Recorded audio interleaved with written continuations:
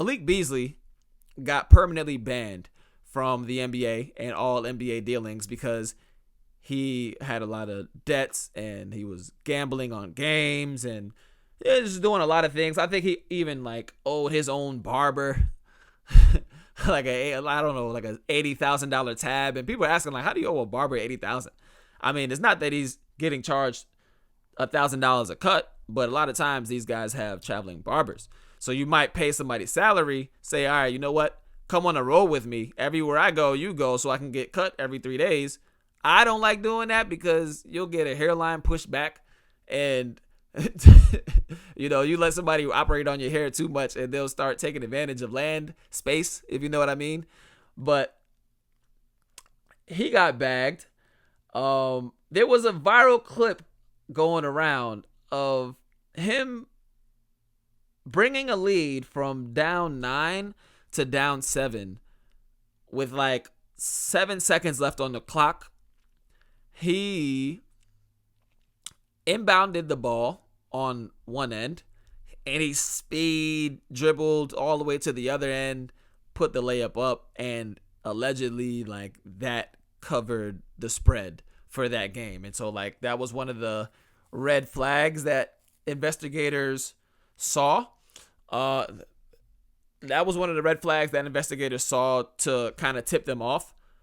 And there was other clips from that game where he didn't really look like he was giving the best effort. I wanted to touch on this because I played overseas basketball for 9 years. So I was approached. If you don't know about overseas basketball, I was approached so many times to throw games from different people. Like I was approached by my teammates because they were, I'm not going to say any countries, but there were countries where the top football, when I say football, I mean soccer. The top soccer division had a group of guys on each team that would control the outcome of games. And sometimes you'd see wild scores like 5-0.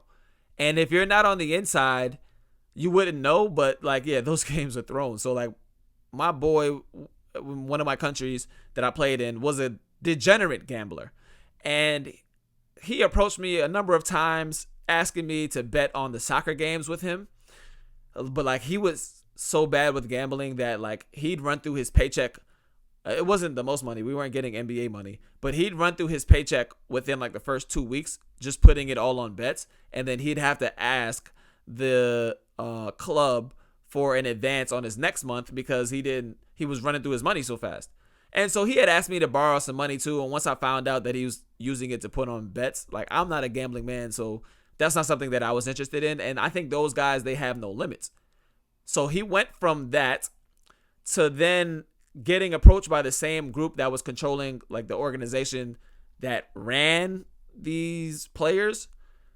They started asking him. They're like, hey, what do you play? And who knows, maybe he had to cover some of his debts or whatever the case is. But yeah, he asked me, he's like, would you be interested in making an extra, few $1,000s with me? And that's not something that I'm interested in. I really care about the integrity of the game and I care about my reputation. I was like 24 at the time. So I'm like, that's not something that I want to get caught with at 24 because then I might lose my career and who knows how long I'll be able to play. And I ended up playing for another 6 years. So, I mean, kudos for me. I don't know if this guy got caught. He doesn't play now and he didn't have as long as a career as me. But yeah, well, that was him. And yeah, just people don't understand. And there was also Terry Rozier that was caught kind of doing the same thing. In one night, they caught him, or not him, one of his associates. They caught somebody putting 30 bets on Terry Rozier in Vegas or wherever the heck they were. And every single one hit.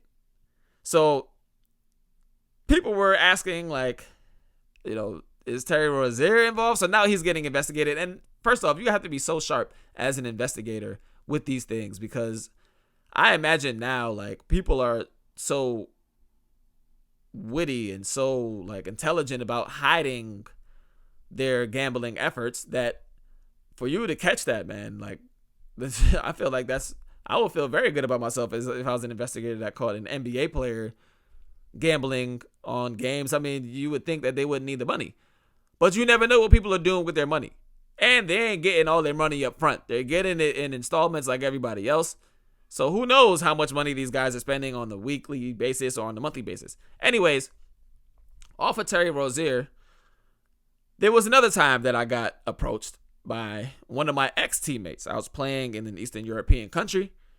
And he said, hey, people been asking me about you. Are you down to make an extra $50,000? So when I heard that, I'm like, yeah, I'm down to make $50,000. Like, because this guy's a basketball player. I'm a basketball player. So I'm thinking, yeah, he's got a team that's asking about me.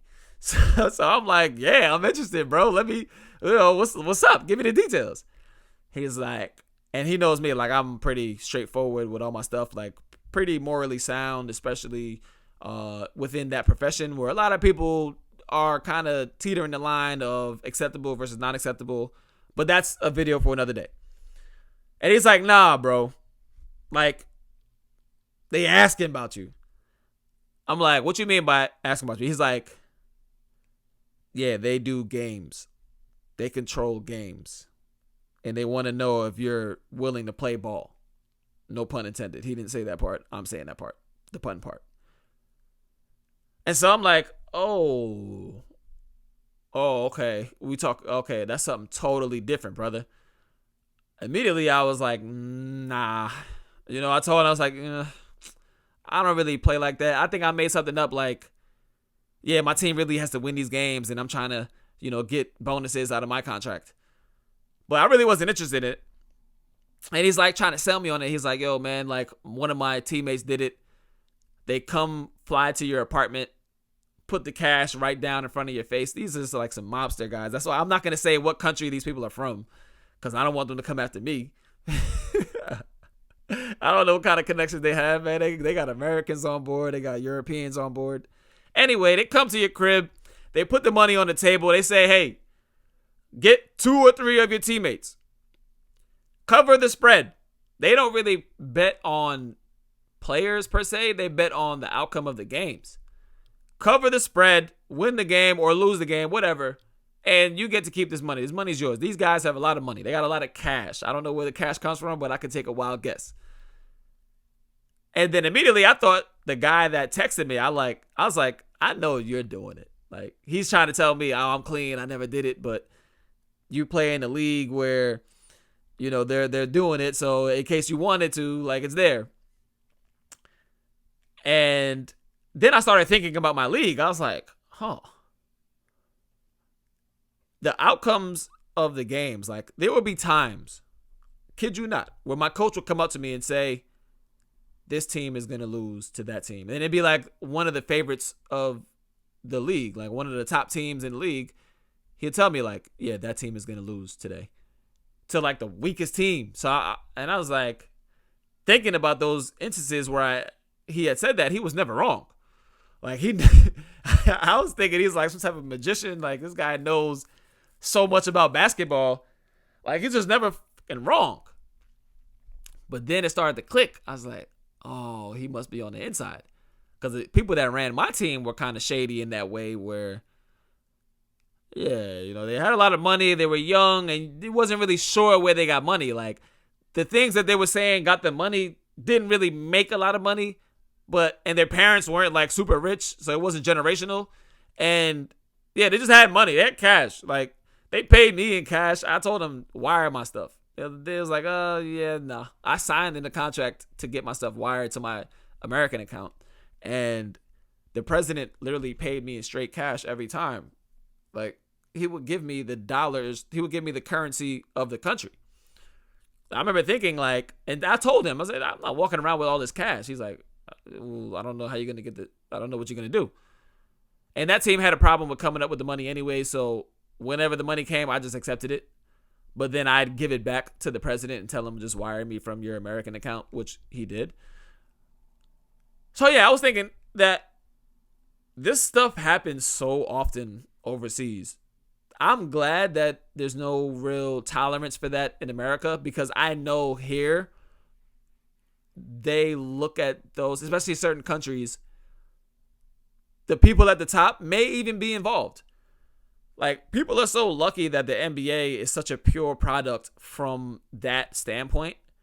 And you'd be surprised at how important some of the organizations that do these kinds of things are. Malik Beasley and Terry Rozier weren't acting on their own accord, and they're not the only NBA players to be doing this. I'm not saying that they all do it, but look how big sports gambling has become in the last 5-10 years. Everybody knows somebody. Like, these guys in the NBA are exposed to such a high net worth group of people. Everybody doesn't get their money the legal way, and if you can make a few $1,000,000 untaxed, people are gonna go for it. So that's something to definitely keep your eye on, but also put it in perspective. The NBA has done a great job with regulating these kinds of behaviors and disciplining people the right ways for when they do get caught. Because, yeah, there's no space for that. Once you get into that territory, you just can't control who gets involved with it. If you let one thing go, you never know how that influences the next crop of players. So if there is a rumor going around, or there's a feeling going around in the NBA now that players control the outcomes of their own performances, and players are covering spreads, and players are letting their friends make easy money, then the young kids are going to come in and do the same exact stuff. To bring it back to me, when that stuff happened overseas and they'd ask me, that same guy messaged me like 3 or 4 times. I'll leak the text messages. He asked me again later on in the year. Then he asked me for playoffs. He's like, yo, you sure? They calling me again. I'm like, why they keep calling you then? You telling me you're not doing this. They keep calling you, bro. I know what you're doing, bro. Yeah, I seen the money. He put the money on the table for my teammate. Not for me, though. But I seen it. I was there. All right, man, go take the money. You worried about me? He probably get a commission for putting on other people. The organization runs deep. And that's your episode for today. Foreign Buckets Podcast. I'll be back next week. Make sure you guys like, subscribe, comment if you're in a different country or you have some kind of information about these kinds of things, because most people don't know about it. It's kind of a new thing in the mainstream. People have been fixing games, but now people want to know about that. So comment if you ever had any experience with that, if you were a player or a fan, or if you ever suspected somebody to be doing that. Whatever the case is, let me know in the comments, and make sure you guys subscribe to the channel. Peace.